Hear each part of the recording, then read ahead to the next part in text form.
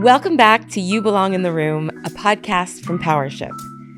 PowerShip exists to help women participate more confidently in the conversations and decisions shaping their lives. This podcast is for educational and entertainment purposes only. It is not intended as a substitute for financial, legal, or tax advice. Consult a qualified professional for your specific circumstances. And today I am very lucky to be here with Annick Charbonneau to have a conversation about capital, influence, entrepreneurship, and what changes when women go from participating financially to actually directing money and opportunity. Women are increasingly controlling wealth, which is amazing, but many still don't feel comfortable stepping into investment. So let's talk more about ownership and decision-making and how we can all do better. I'm so excited to be here with you, Annick, today. I feel like you're the perfect example of why this podcast exists because not long ago, we didn't know each other. True. We were introduced, told we were going to like each other. And once we spoke, it was like the connection. Yeah, it was so easy. And now I don't want to stop talking to you. But not only that, I want to share a conversation more broadly so as many people as possible can benefit from your experience and insight. So, Annick, let's start by just tell me a bit about, or let's share your journey. How did you get to where you are today? So, well, first of all, thank you for having me today. It's lovely just to have this conversation with you. I just feel that we're going to continue what we've started, and hopefully there's some insights that other people can just sort of jump into. I think one of the most defining factors in my life was actually sad. When I was 5 years old, my father passed away from cancer. And I was raised by a single mother with the amazing luck that she was a very highly educated person. And today she's 81 years old. So at that time, it was quite rare that women were educated with a master's degree. Wow. So she always held big jobs. And we didn't have much, but we certainly had enough. And so she managed to just raise me, to send me to, good schools and to pay for my synchronized swimming lessons. And so I always grew up knowing that that was a possible thing, to be a financially independent woman. And for me, I think there was just no other way. Yeah. Yeah. And you didn't start off in venture capital investing. No. Right? No. Where did you start? So back from college, my first job ever was in technology at Matrox Graphics. And I loved it. So I really just kind of fell into technology very early on and always held one way or another tech jobs. My first few jobs were not paying very much, but at one point I got into Climax Technologies, and they made me this commissions package where I would make 8% on machines that I was selling, and I think the management thought I would sell 1 or 2 a year, and I was selling 2 a month. Wow. And so I was 25 years old, making some really nice commission checks. And funny enough, at that time, my boyfriend, now my husband, was a medical student. So I was paying the bills and I was paying for the restaurants and the apartment. And from there, we went and lived in San Francisco. And that was just a big aha moment. When I was in San Francisco, not only did I discover, technology on a more global scale. I mean, it was the beginning of Amazon and eBay and PayPal. And when I came back from San Francisco, I thought, my gosh, there is so much to do, especially in Quebec and Canada, in technology. Somebody has to do it. And that's how I started my first startup. Wow.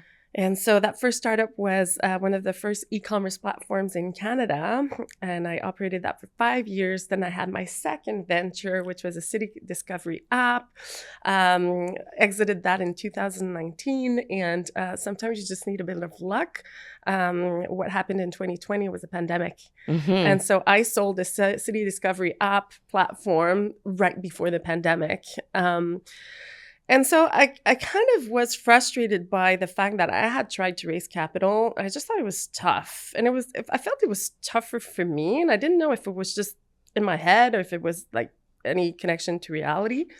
So I looked up, I did a bit of research to finally get to realize that only 3% of the venture capital dollars go to female-founded teams.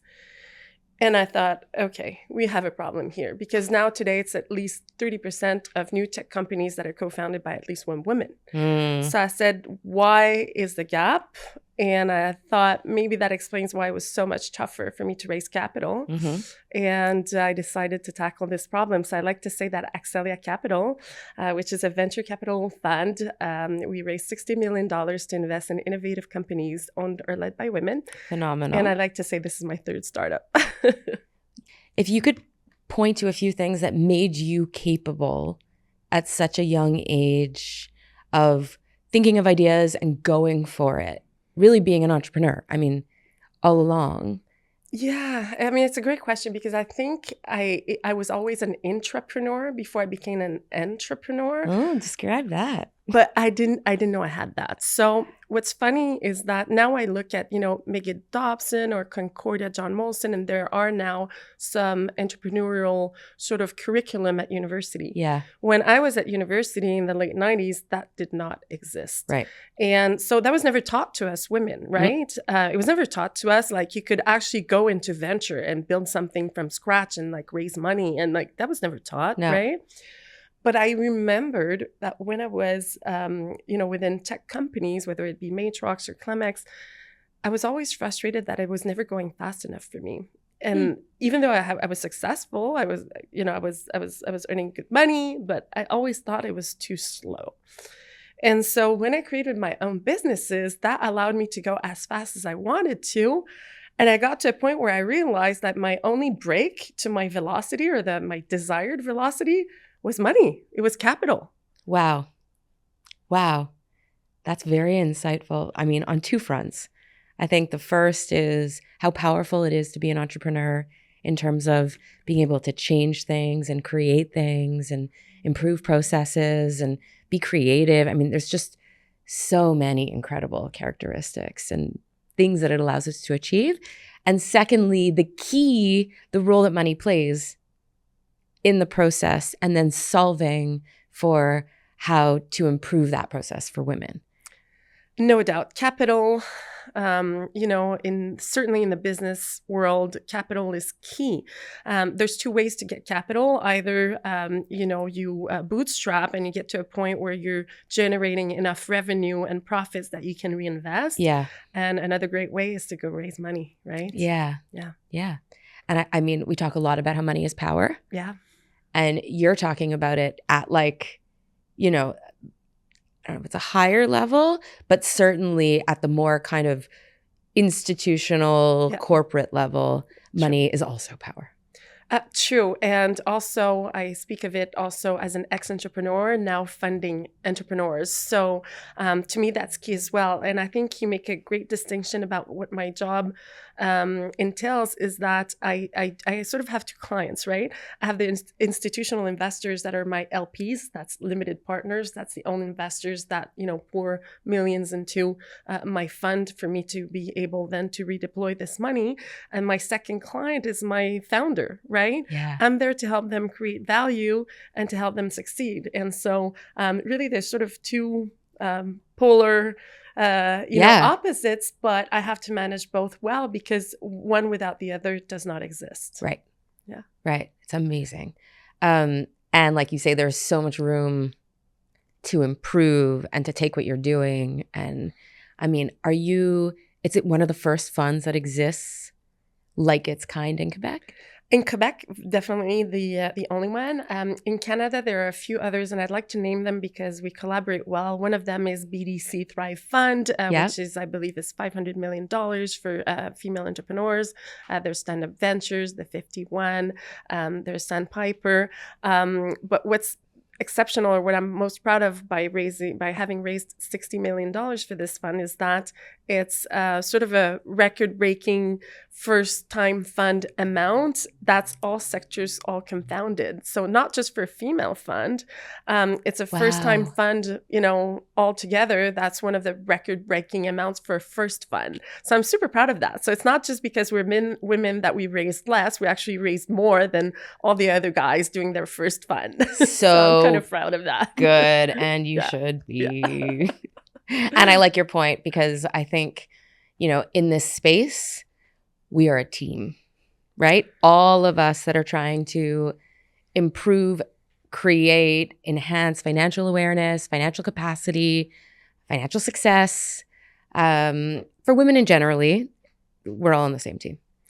And we have to be on the same team, because the guys, I find, have been on the same team for, centuries.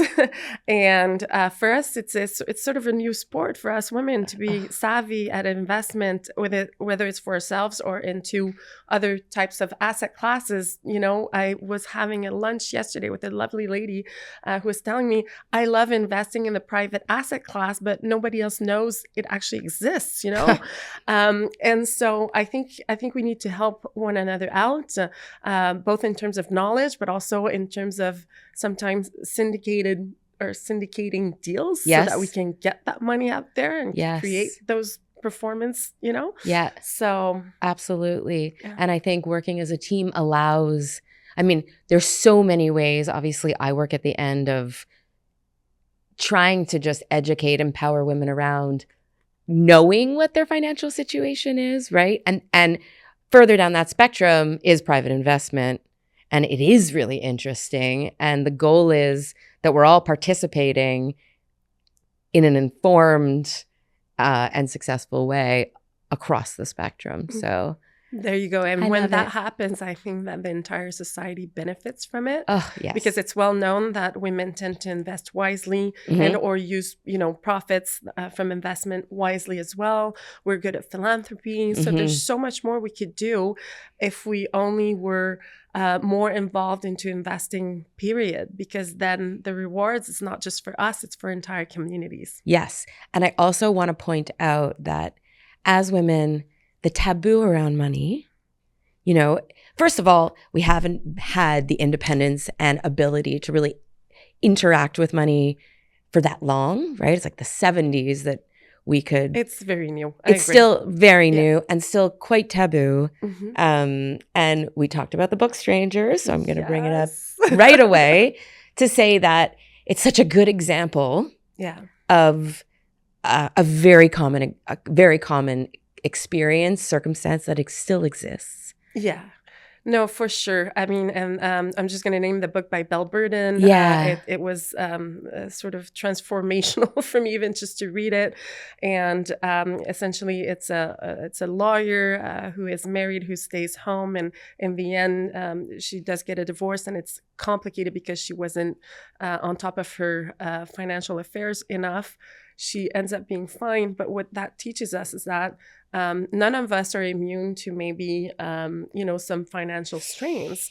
And so the only way and surprises in our lives that we could not foresee, that we would never guess.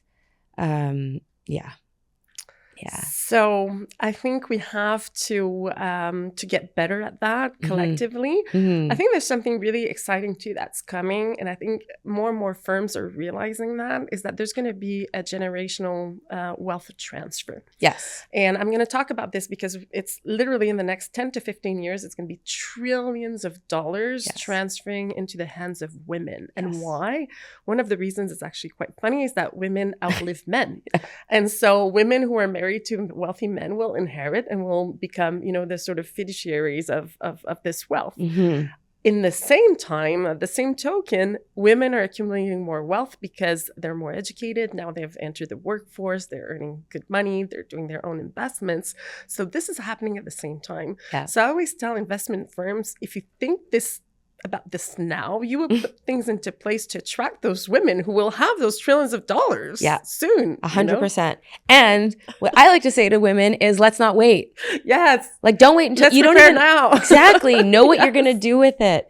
It's a phenomenon that I was discussing recently with a man who's part of a group of people. It ends up being many men, but a group of people who help each other learn what to do with wealth once they come into a large amount of wealth. And it's not easy for anyone.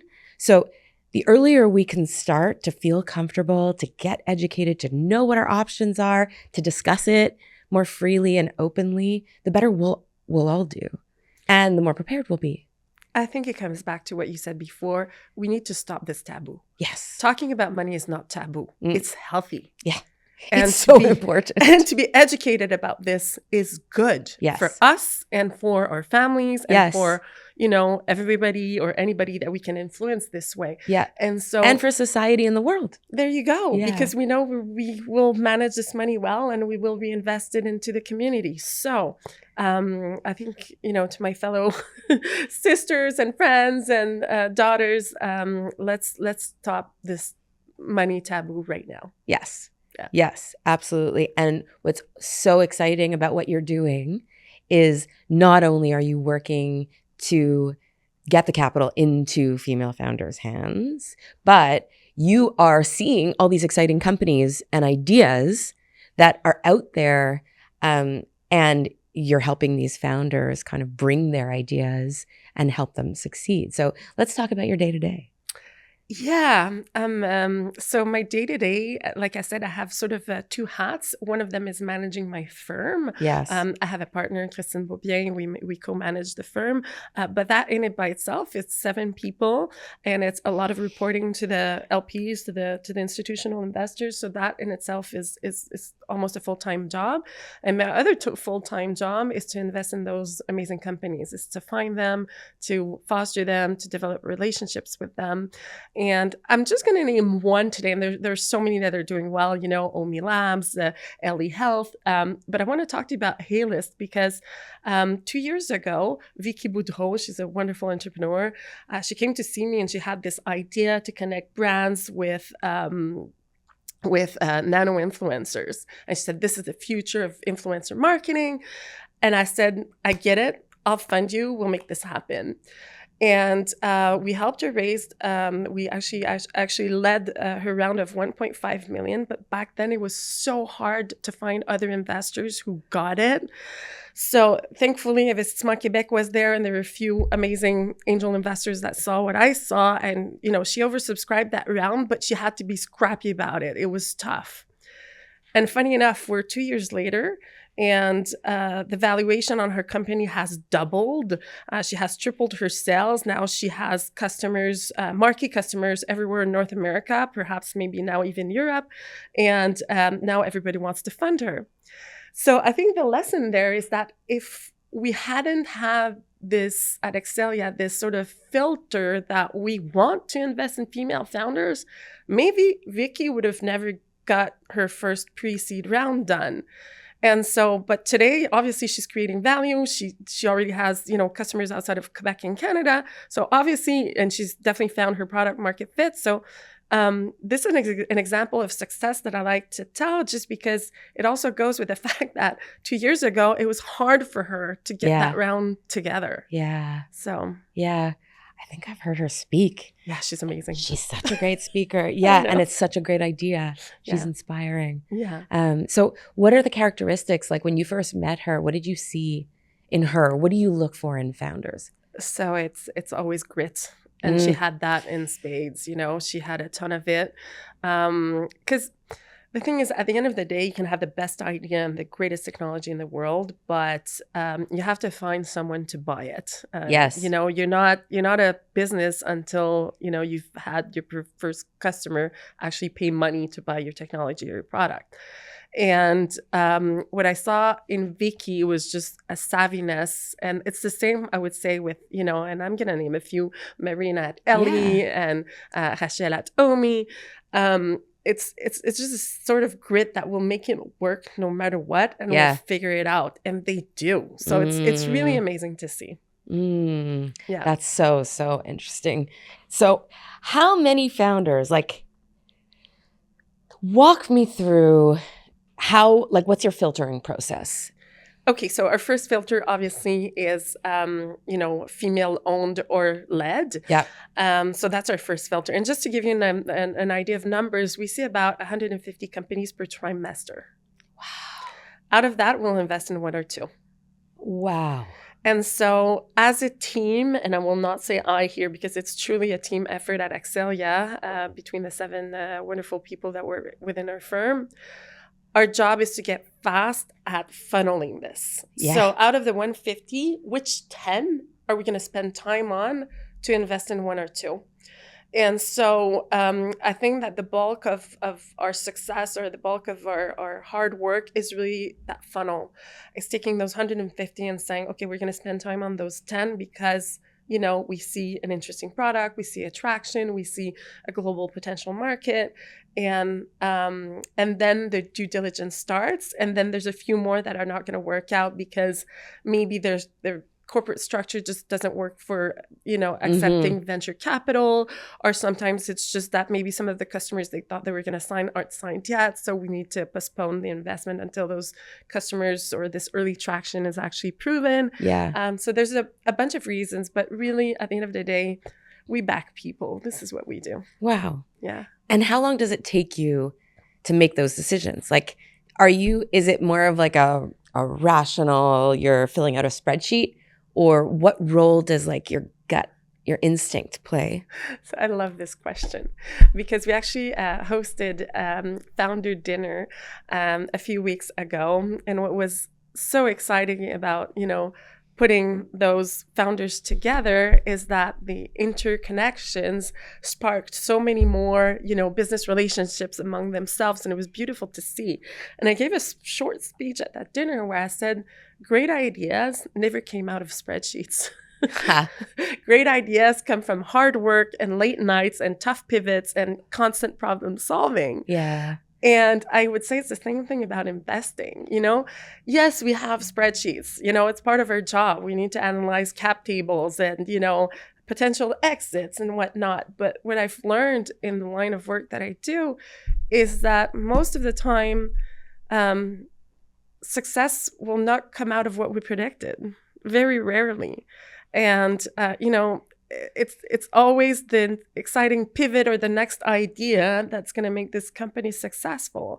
So that's why you have to believe in the people, because you have to believe that they'll go through those, roller coasters, which is entrepreneurial or endeavors, but that they'll stick to it and that they'll find their magic moment at some point. I mean, you're reminding me of your own story when you talk about not necessarily knowing, what you were going to do next if you look back. Oh, for sure. To think that you'd be where you are today. And yeah. You're correct, because it's funny because I have really good lawyer friends. I have really good doctor friends. Their path was much more linear than mine. Yes. And when I look at mine, it's very curvy, but I still got here. Yeah. And so I think there's no one way to do things. But I think that if you want to be successful, you have to show adaptability, yes, humility at times too, but you also have to be ambitious. Yeah. Yes.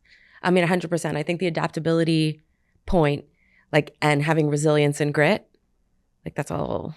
It's all interconnected, right? Exactly. Yeah. And how do you get, if you had to give someone advice on how to get better at making decisions quickly, instinctually, is there anything you would say to people? Because that's a really phenomenal skill. And I think, I don't want to overgeneralize, but I think it is not uncommon for women in a perfectionistic kind of lens or world. We're good at that. To want to analyze everything before we make a decision and to make sure that we're going to be 100% right. I know that when I was young in elementary school, I would only raise my hand in class if I was 100% sure my answer was right. Right. And over time, I got more comfortable taking risks and maybe getting it wrong sometimes. I still I can't even say it out loud. But it's so important to get comfortable with risk. With risk. For sure. Yes. That's the idea. And so there's one thing that I love to say is that perfection is the enemy of greatness. And perfection does not allow you velocity. because like you just said so well, you overanalyze things, right? Yes. And I'm not saying to be a cowboy about everything in life. That's not the idea. You still have to make informed decisions. You still have to try to get as much information as you can before you make that decision. But if you never take risk, there's never any rewards. And if you overanalyze things, you might miss on the opportunity that's in front of you right now. Yes. And so at one point, you just have to decide. And guess what? Either way, whatever you choose will not be perfect. Right. There's no such thing as a perfect choice or perfect, path. Yeah. And you might make some mistakes along the way, but eventually, because of experience and because you have taken those risks, you will find the path that has the biggest reward. But if you don't try, it will not work. And so I think that there is certainly a case to be made about women taking more risks, and accepting that failure is not the end of the world. It's just a hurdle. Yes. Yes. Oh my goodness. I love so much of what you just said. I feel like I need a sign in my office. Although these are things that I say to myself very often. But I'm sure. Oh my goodness. Yeah. So would you say that you've gotten better at it? Like, it's also must be something like a skill that you hone with experience. You learn to trust yourself or hear maybe yourself more. Yeah, I mean, for sure, my job makes me better at this. I have no choice. Mm-hmm. But also, I think, and maybe I've realized that just in recent years, I think I was always a bit more risk prone rather than risk averse without realizing it. Yes. When I was 19 years old, I was in Cégep Sainte-Foy in Quebec City, and I had the opportunity to go swim for Pepperdine University. Well, I left. I just did it, right? Wow. And loved every bit of it. And people often tell me, wow, it must have taken you so much courage. You didn't even speak English then. I'm like, no, I just wanted to do it. Like, for me, it wasn't even like an option not to want to go if I was offered the opportunity. So I think so good. I think I've always been that way, but I think now I realize that it's not everybody is built the same way, and that's fine too. I think you just have to find your own comfort level with your own risk appetite. Oh, so good. Yes. Yes. And how, like, in thinking about risk, how do you connect that with long-term success, right? So I guess part of it is this idea of grit, right? And this idea of looking for the characteristics that will help you to know that this person won't give up when faced with a hurdle. Yeah. Are there questions that you ask people to try to kind of tap in to that? Or, like, is it, how can you tell? Well, yeah, because the question that you can ask is, what got you here? I mean, you asked me this question when I sat down here, what got you here, right? And so the founder who will tell me that, she hopes to be EBITDA positive next year, and that, she's going to hire 3 people to do so, and that she's going to raise, a small amount of money to get there. I know it's never going to be enough. You need to have the ambition, but then you need to paint the real picture of what it is today, because some founders also overshoot or paint a different picture than where they are at. And unfortunately, when you get into due diligence, that doesn't just add up. And so we want the ambition, but we also want some of the hurdles to already have gone through so that they know how to deal with the next one. You know what's so interesting is, and I know this has come up in our conversations in the past, but so much of what we're talking about, like, in case anyone's listening and they're like, well, I can't relate at all. I've never started my own business. I'm not looking for capital.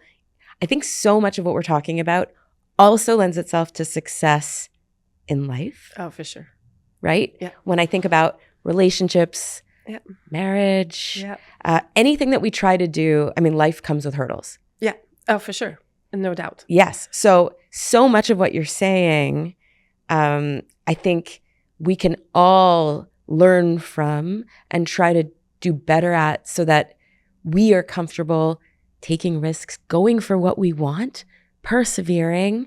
And promotions is a great example. So maybe, you know, there are some women or people listening to us today that, like you said, are not entrepreneurs, but they could be intrapreneurs. And I've spoken about this at the beginning of our conversation. So what do you mean when you say entrepreneurs? So I mean, creating value within your own company, but also raising your hand when promotions or opportunities come your way. Oh, yeah. You're never going to get that promotion if you don't make it heard and known that you're aiming for that promotion. And, you know, we have those statistics that, you know, men will have 20% of the skills, they'll apply for it anyways, and women need 99% of the skills to apply. And so when I say, you know, take risks professionally, that's certainly one way. Yeah. It's just to have it heard and known. This is what I want. This is what I think I'm capable of. And next time the promotion is open, I'd like my name to be on that ballot. And if it doesn't work out, what's the worst that's really happened? Then you actually have learned what you'll need next time for this to work, and you can hone those skills along the way. 100%. And so I think it's a win-win, whether you do it in entrepreneurship, whether you do it in, you know, investment, or whether you do it in any other facet of professional life. I think the first step is just raising your hand. Okay. So let's talk a little bit more about, I'm curious to know what you think. Yeah. Because last night I was thinking about this idea of humility. Yeah. And the importance that humility plays in our lives, in our characters. Yeah. And then I thought that juxtaposed with the need to self-promote. Yeah. Right? Because as women, I think it's a bit hard. I mean, I think it's harder for us. Yeah, for sure. And it is really important. And you must see this with founders pitching their businesses. Yes.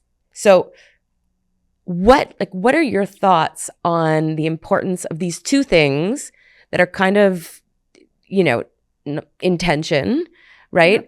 And I think both essential for success. I agree. And they're not mutually exclusive. And that's, I think, what we don't get right as women, is that if you want a bigger job or the next opportunity, you need to be ambitious and you need to be a self-promoter. And this is something that I've had it's a skill that I've had to hone myself in the past few years, because the fact that we raise capital from large, you know, institutional investors make it so that you have to be able to speak their language. Yes. And some of that language, not all, but some of it is politics, just because they deal with, like, you know, syndicates or, like, you know, the government, or so I've had to get better at this. But I think that in my everyday job, I'm very humble because I understand that it takes a team to do what we do. It takes super talented founders to invest into. And I don't have all the answers. I will, you know, venture capital is capital de risque in French. It means risk, right? So that's actually some of the choices I'm gonna make are gonna fail. It's inherent to what I do. How do you find people are doing in terms of knowing their value? Like, knowing your value, I mean, in our personal lives, right? Of course, our professional lives, but you are literally seeing companies that are coming to you, pitching a value, a future projection. Talk to me a bit how you see that idea. So we've gotten so good, and again, I'm going to involve the whole team here, at just knowing what metrics work. Okay. Right? So if you want a $50 million valuation, you better have either the best product that's ever been created and or already $10 million in revenue. So you can't say on the one hand you're building something new that nobody's using yet and saying, but it's worth, you know, crazy amounts of money. And so for us, it just all have to make sense. At the same time, I often tell entrepreneurs that I wish I knew when I was a founder what I know today. Because today I just have the merit of perspective, because we see so many companies and we know which types of companies we invest in. If I had known what I know today, I would have been way better at certainly pitching VCs. So sometimes perspective definitely just helps that decision-making process. And having a great team to help you do it, of course. Oh my goodness. Yeah. Did you have any mentors who were key in helping? I mean, you saw the opportunity for Accelia. Yeah. And then you went to create it. Yes. And then you blew it out of the water. It sounds that simple. It wasn't. Nothing ever is. Okay, so one of my earliest hurdles when I wanted to create Accelia was that I was known in the entrepreneurial world and not at all in the financial world. Oh, interesting. And that was tough because I was talking about raising multi-million dollars, and people were like, who is she? What has she done, right? And so one of the mentors that I found was Monique Leroux. Mm-hmm. She used to be the CEO of Mouvement Desjardins, one of the first female CEO of any banks anywhere in the world, financial institution. And when I met her, I said, this is where I want to go with this thing. It was still very raw in terms of idea. And she said, I get it, and I'll help open doors for you. And she actually did. And so I found myself a champion. Wow. Not just a mentor, a champion. Somebody who said, fine, I'll take that risk with you. And there's no doubt that the fundraising success that we've had at Accelia is, in part owed to her and to her connections that she put at the service of this cause that we were trying to do and get together. And so certainly, and then there's been men also who have been amazing. Yeah. The Jean-Guy Desjardins of this world, the Jacques Bernier, and so many more. And I always say we also need the men to be in our corner, because 100%. the idea is just create parity where we're gonna just all be more performing in our jobs, more performing in our investments, and just create wealth for everyone. Yeah. So yeah, 100%. And I think that, I mean, I love that point. First of all, the difference between a mentor and a champion, I think that's an important thing to highlight, because it really is a champion. Yeah. It's like, I use the word mentor maybe when I could be using the word champion because it's quite different, right? And I imagine that some of the founders you're meeting today, the ones that you invest in, do you act as champion? What's your role within the companies that you're investing in? Okay, so first thing is sign a check, right? And I'm going to talk just a bit about, mentorship, because we're on that topic. Yeah. And, networking and all that stuff. That's great. We all need that. But I think as a founder, I was sick and tired of all the opportunities of mentorship and, networking. And I'm like, can I just get the check? Because the guys are getting the checks. Yeah. And then I'll get the networking and the mentorship. And so at Accelia, the first thing that we do as champions is sign the check, because if you want to compete on a global stage, you first need the capital. And that goes back to the earlier conversation. So we start with a check. And then we often take board seats on the companies that we finance. And I always say, as a board member, what I try to be is, how can I help without being a nuisance? Mm-hmm. Mm-hmm. Because I'm here to help you create value, to create connections and introduce customers. I remember when I was a founder, I said the best thing my investors can do for me is just find me clients. Yeah. Find me contracts. Yeah. I'll be happy with you. Yeah. So I try to do that. I try to approach it in the way that, what would I have needed when I was a founder? But sometimes we have also to take tough decisions. I mean, when things aren't working well, we have to act as well, because we are fiduciary of public dollars in many cases, either from, Investissement Québec, or from the Fonds Solidarité FTQ, or from Fonds d'Action. Yeah. And we have to be respectful that those dollars are coming from people with jobs that are enabling us to do our jobs. And, when I was talking about humility before, that's also part of it. Just remembering who has trusted you with those dollars. I can relate. Yeah, for sure. I can relate. And so this idea of men being able to champion us, mm-hmm. and I mean, I love that too, because that's also been my experience. And I think it is at the same time so important that we support one another, that we have communities and champions, within women, because that doesn't always happen, or historically didn't always happen so naturally. That's very but true. To make sure that we're supporting each other and that it doesn't feel like we're only saying what we're saying, or that we're not only cooperating kind of within communities of women. That's what we want. That's what we want for the future. I've often said I feel that sometimes women work so hard to get to this decision-making table that once they get there, they don't make any room for the next generation of women.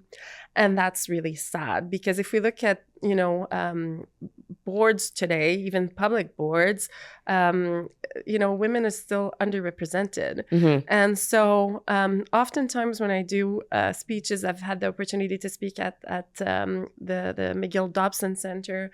I say, okay, the women in the room now, you guys are all successful. You guys are all at the decision-making table. But are you promoting and championing women within your own organizations? That's the next step. Yeah. It's not enough to do it for ourselves. Yeah. We need to foster and promote and trust the next generation of women to be able to take their rightful spots in those big boards that we have, or on those big, management committees within big companies. We need to make that room for the next generation of women. It's not enough just for us to get there. I completely agree. I think we're seeing progress, would you say? And at the same time, I want to ask you, because I don't know the answer to this, but why is it that it may be harder for women to naturally support? Why is it that it could be seen as a threat to have other women who are successful or, rising through the ranks? Is there a reason that you're aware of that it's been easier, or it is easier, that these boys clubs kind of can naturally exist? Is it maybe the scarcity mindset because there have been fewer women in the room?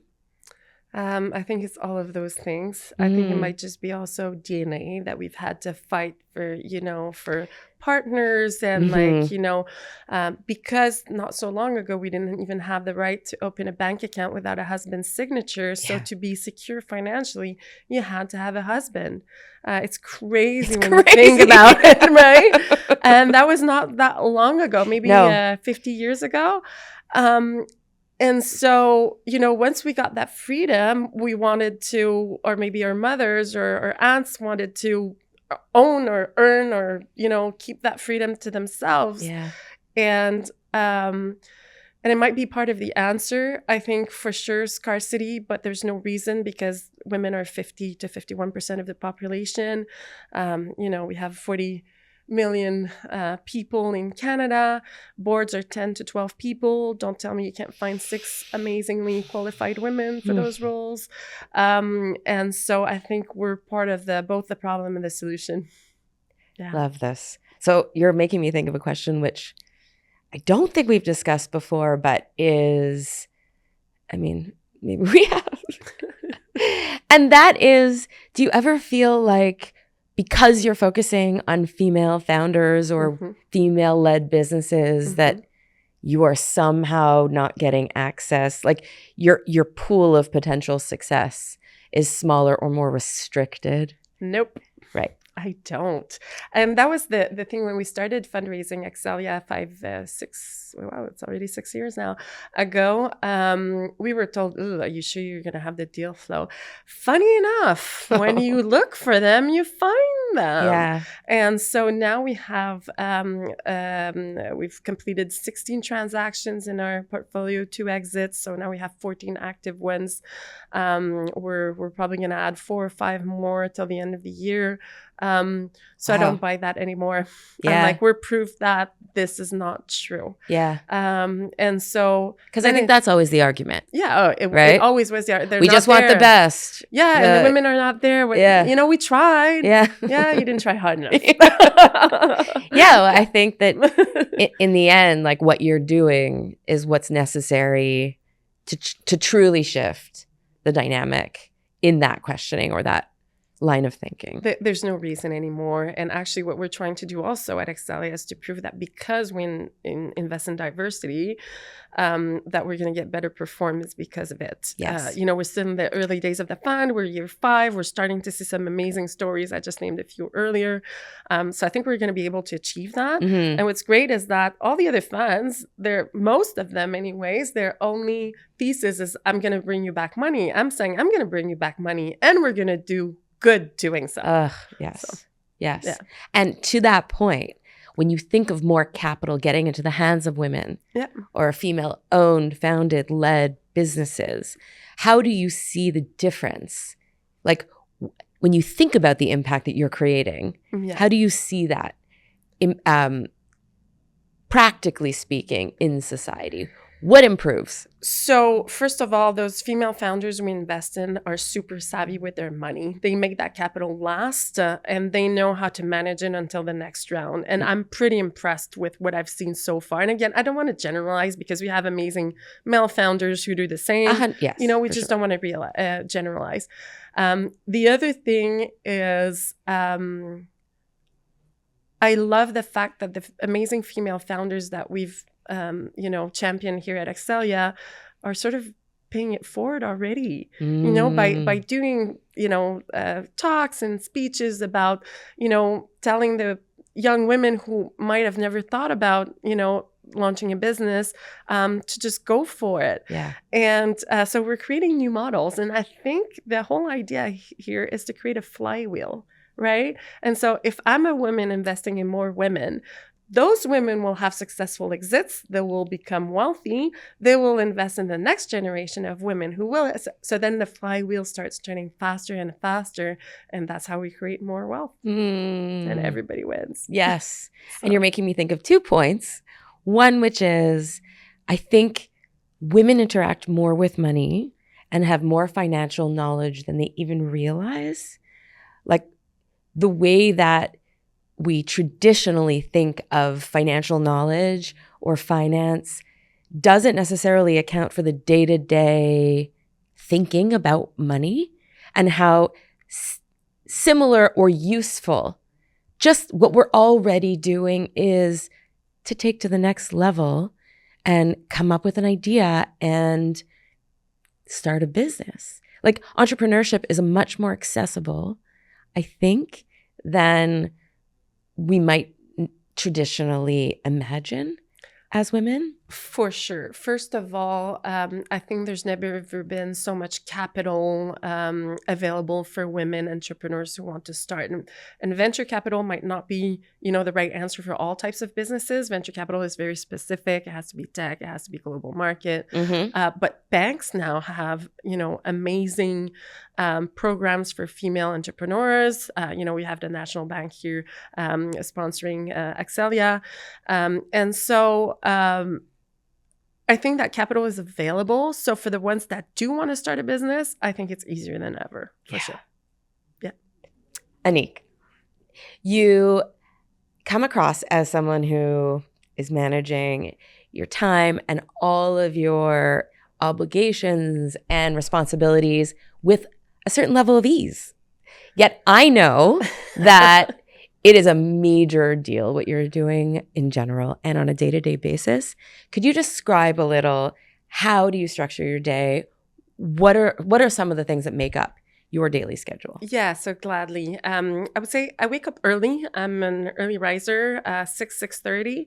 And the first thing I do is work out, whether it's on the bike or a run or just, some lifting. I think that's important, because I like to get it out of the way early in the day. But also because it sort of fuels me for the rest of the day in terms of energy. Yeah. So I'll get to the office maybe 8:30 or 9, and I try to tackle what's important, what will take brain cells sort of in the morning, because that's where I'm at my best. And so the first, few hours from 9 to 11, I try to just make it like not meetings, but just really tackle important tasks. Mm-hmm. In the afternoon, I try to see as many founders as I can because that's my job. That's how, that's what I'm paid for. And so I line up those meetings. Like how many meetings with founders could you have in an afternoon? So in an afternoon, from 1 to 3 maybe, and we have an entire team that does the same. And so I think when I see them is that's when we think there's something there that might be interesting for us. Mm-hmm. Right, because you're not meeting with every founder whose deck you see. No, we can't, right? Yeah. I mean, we'll see the most pertinent ones for our thesis. Yeah. But what I do is that for the ones that I have, financed, I'm available 24/7. And so they call me, I pick up the phone because that's my most important relationships professionally. Yeah. And so I can tell you about my recent vacation in Punta Cana where we got a term sheet day 1 of my vacation. So I ended up working from Monday through the Sunday, a few hours at a time. But that's the commitment I have towards the people that I fund.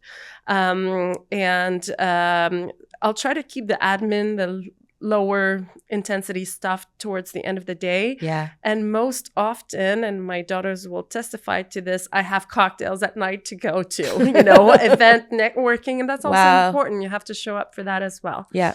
And at night, I like to read at least half an hour every night, not screens, real actual paper books. Yeah. I love to take a warm bath, have a healthy dinner, and do it all over again the next day. Wow.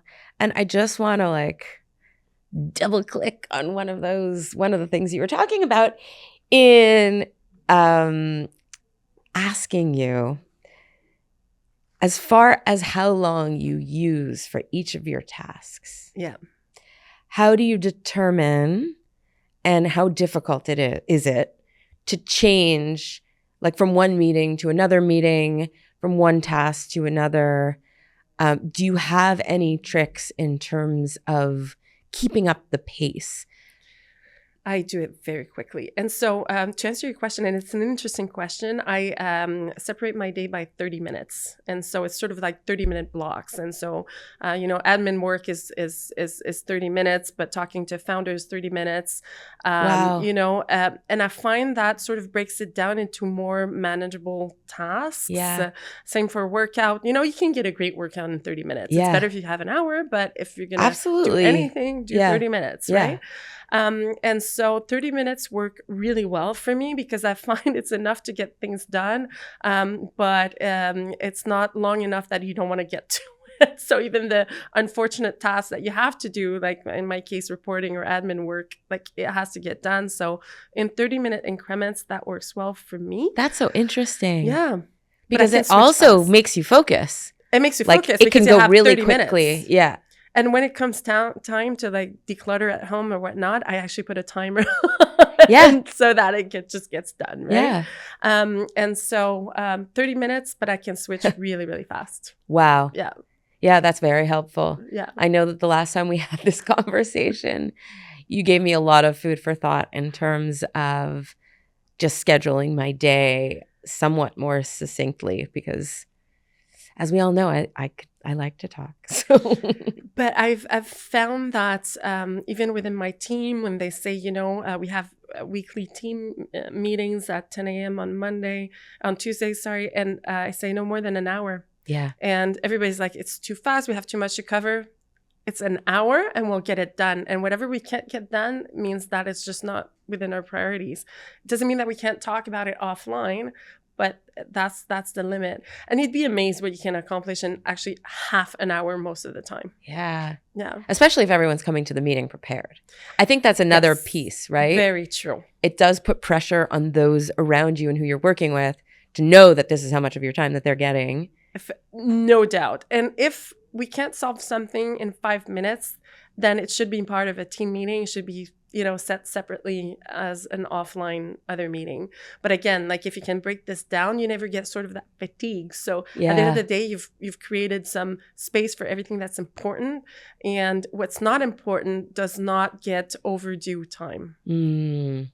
And just to go a little further, How do you deal with the work that comes from the meetings?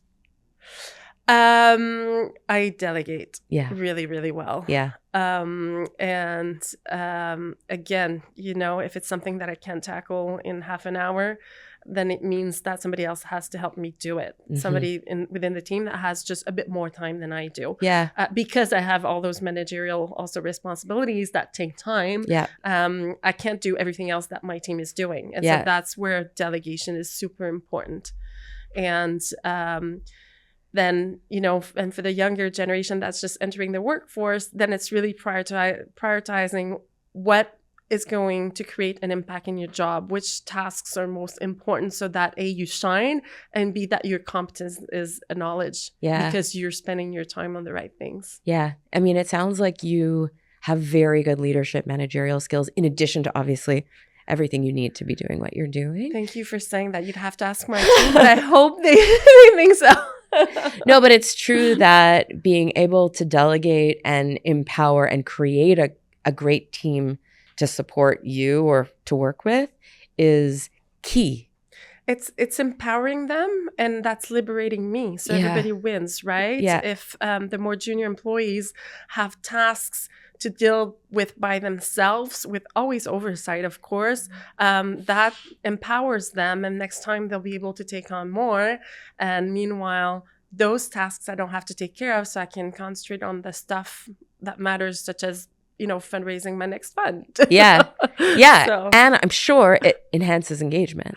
Oh, no doubt. No doubt. I see it in their eyes of our younger teammates, that they feel the responsibility and that they acknowledge it and that they enjoy it. So I think for managers out there, that part's really important. Yes. And I think we've discussed this before, but it's a challenge in itself, creating a team and managing a team. No doubt. There's different personalities, there's different needs, there's different capabilities. And so you have to, I always say, I play to the strength of my teammates. And so if you're great at developing, I'm not going to put you in an Excel spreadsheet all day. You'll be miserable. But some people aren't so good at connecting with other people. They're fantastic in Excel spreadsheets. Yeah. And so you just sort of lean into people's strength. And it's amazing how it just it's exponential. Yeah, I think that's a phenomenal piece of advice for all leaders. And it's not as easy as it sounds because it takes getting to know your team in a deeper way and not just having a job description and then expecting the next person that you hire to fill it. It comes back to, I think, having humility or some form of it, accepting that as a manager, you're also there to serve your employees and to advance their careers, not just yours. Yeah. And I think what helps is identifying it in ourselves. Yes. Right? Like, I now am a lot more familiar with my strengths and the things that I could use more help on or improvement. And being surrounded by people who have different strengths is, I mean, like you said, it's such a wonderfully beneficial thing for everybody. Exactly. Yeah. So these are all the things that I could do, right? Yeah. What's important to me and what nourishes me is about this, and what I want to achieve is here. Yeah. And so you take all of that up there and you say, what's important, what's good to me, and then what is it that I want to do with it? Yes. And so that implies saying no to a lot of things. And I know that's hard. It's still hard for me, by the way. I don't have this down at all, but I've certainly gotten better at it. Because we only have a pool of so much energy, and I think you and I have tons. Maybe we're just on the, some definitely on the high energy on that in terms of high energy, but it's still finite, right? Yeah. And we have to replenish. And so, and I've had, for example, there was a big investment meeting from one of our big LPs.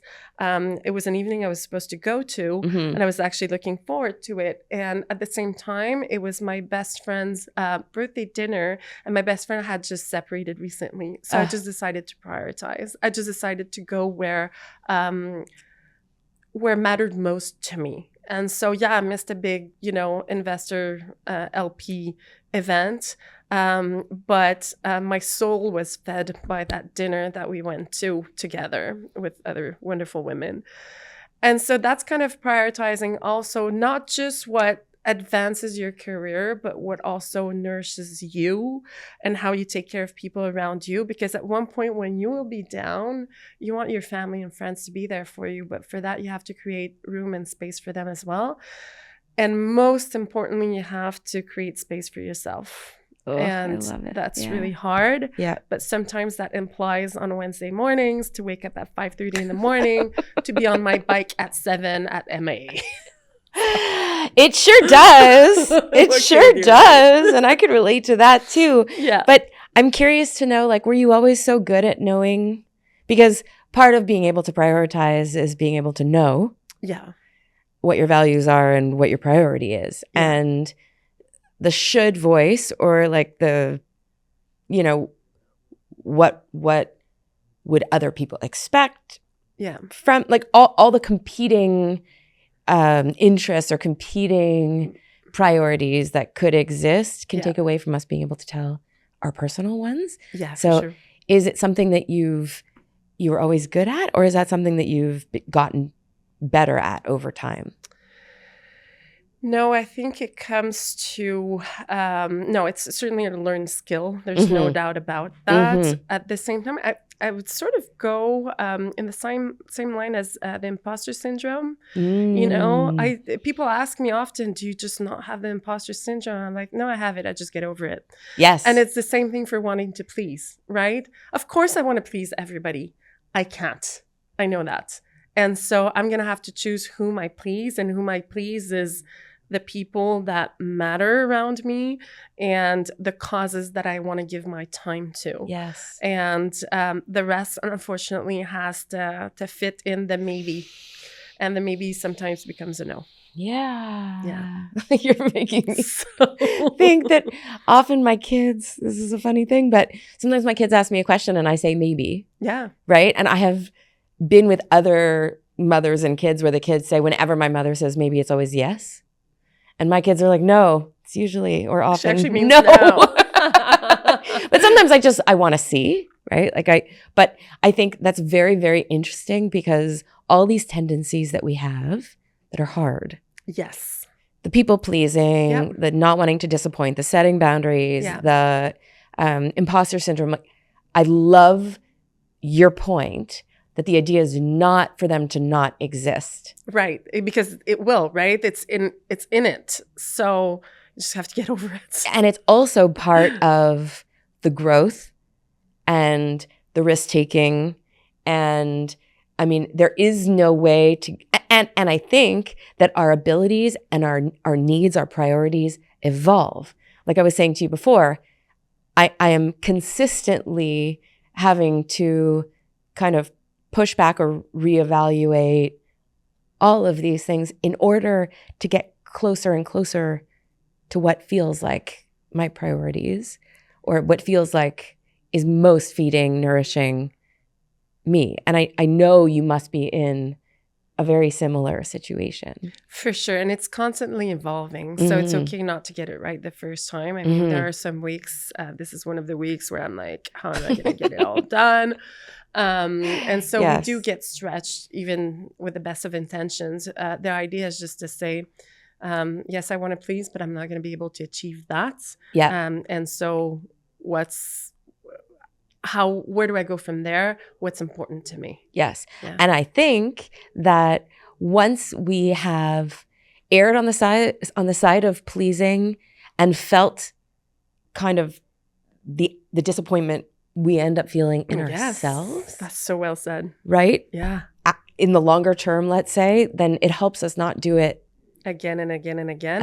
At one point you learn, right? Yeah. It takes time sometimes. Yeah. And it's not easy. It's not easy because I think, because we are mothers and daughters and we want to be there. We're nurturers, right? That's what we do as women. So we want to be there for everybody. But again, we can't. So once we accept that, you get over it. And I love that you just said as mothers, because I know you have 2 girls. Yes. And they're amazing girls. And I love to hear about your mothering. How do you think about that, like in terms of your full picture? Yeah. I guess both juggling, but also the example you're setting and the way that you're impacting the world. Yeah, I'm trying. I'm not sure they see that. I mean, that's the reality of being a mom, right? You're just the mom. Can you drive me somewhere, right? Okay, you're saving the world. Great. But I need money to go, to the movies or whatnot. And so I try to lead by example. I cannot be always there for them in terms of time because my plate is full, but I certainly try to be there for the meaningful moments, small and big, right? And it's funny because I do talk about money with them. Yeah. And sometimes I get accused of being somebody who, cares only about that, which is absolutely not the case. But I think, again, if I want to project the fact to every woman that we need to stop the taboo around money, I need to be able to talk to my own daughters about money. And for me, it's just about being knowledgeable about, earning your life, education, and just having the ability to pay your own bills. Yeah. Yeah. Like taking it as a hint because I find my daughters keep coming home with new business ideas. Yeah. Which I think is like adorable. Except I'm like, first year homework. Voila. Exactly. So what would you say to women who aren't as comfortable as you and I yet talking about money, who still might be intimidated or feel like it's completely out of their comfort zone? Okay, it's not. It's really not. And if you think about money, really, it's just aligning, pluses and minuses, and that anybody can do, right? Yeah. Even like a kindergarten kid, Yeah. And I think it speaks to what you were saying before, having the confidence that you probably already know more than you think you do. Yeah. And then it's just educating yourself. And there's so many ways to do that. And you don't have to do a PhD in economics to make that happen. It could just be about, listening to podcasts, going to conferences or seminars. It could be just, if you're starting your professional life, it would be just to sit down with not just one advisor, but maybe one or two or three to hear their story and to find out what their strategy is.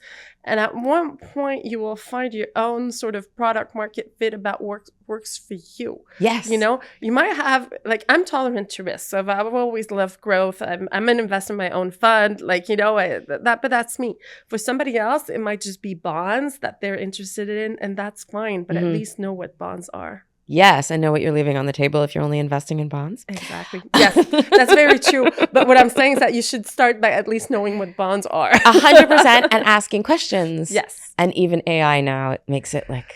For sure. No doubt. Yeah. There's ways to educate ourselves. And I think just getting a minimum knowledge about how to manage your own finances will take you a long way. A long way. I agree. I completely agree. Yeah. So what do you hope for women in like next generations from a financial perspective? So I'm already seeing it. So it's super, motivating because I see that some of the hurdles that I've had as a woman in tech, as a woman in investment, as a woman in entrepreneurship, are sort of slowly dissolving for women. I find that also younger men are helping as well. I think now they're sharing more of the responsibilities at home. Yeah. They're taking paternity leave. So I think that the bias against women taking maternity leave is not so strong anymore, which it definitely was in my time. Me too. And I think it's just for the better good. So when we see the results happening from either, from women, from men, from whomever has success in life and that's creating value around their communities, what's not to love? 100%. I completely agree. And I don't want to leave without asking you also, what would you say to women who still underestimate themselves when it comes to leadership or decision making? Whether it's figuring out their priorities or running a business, choosing founders. So I would say just get over it. Yeah. Just like I was saying before about the imposter syndrome, you will feel it. Yeah. It's not that it won't exist, but you have to get over that hurdle, because what can come after in terms of success, in terms of career progression, in terms of accumulating wealth is so worth it. Yeah. And so I think, and I don't want to leave especially a young generation of women thinking that it's easy to do that. It's not. No. You will feel, sometimes that you don't belong in the room, which is the title of the podcast today. I felt that many times over, but then I told myself, whether it'd be like raising capital or being, on a big, important public, the board of a big public company, is to say, well, there must be a reason I'm here. And so there must be at least one person in this room who thinks that I belong, and I need to be that first person. I love that very much. I'll never forget when I went to my first finance event after being in law and thinking there weren't an equal amount of women in law, and certainly not in the highest positions as partners, etc. And then I went to my first finance event and I looked around the room, and it was as if there was like one woman per group, per table. And c'était effrayant. I mean, two things. One, I was like, wow, this is really, there's so much more room for improvement. And two, I mean, I guess it's that feeling of, well, I can make a big difference. And I think, to your point, the discomfort, the fear, the all of that, all of those hard feelings, just working on the muscle that makes you able to move forward, to get in the room despite them, it's the whole thing. Even last night, my daughter went to bed very late, was very nervous about a presentation, and all I said to her was, by the way, this is life. Like, this, things not being exactly what you expect or what's comfortable or what you hope for is what you need to get comfortable with in order to succeed. No doubt. I mean, I think I can say that every time that I've chosen to get out of my comfort zone, I'm happy I did it. Did I fall on my face a few times? Yes. But in hindsight today, I'm like, those failures had to exist for a reason because they brought me here. Yeah. Without that failure, my path would have been different. Yeah. And so I think the only hurdle really is ourselves. Oh, that's really, really good. That's really, really good. Annick, I'm so thrilled to be having this conversation with you. I'm so thrilled every time we have conversations. Same here. I'm curious if there's anything you think we haven't covered that you would want to leave women and men with, either about venture capital, about investing in women, or just about pushing ourselves to get out of our own way. Yeah, I think what I'd love to tell everyone is that everything is possible. Oh. You just have to believe it and to be willing to put the work and to not stop yourself thinking that you deserve this, that you belong in the room. Yes. This was such a fun conversation, Annick. I'm so grateful to have had it with you. And some of the key moments that I won't soon forget included when you said that women don't only need mentorship, they need the check. The importance of money and the importance of being comfortable knowing that we need money and the power of it. I love that.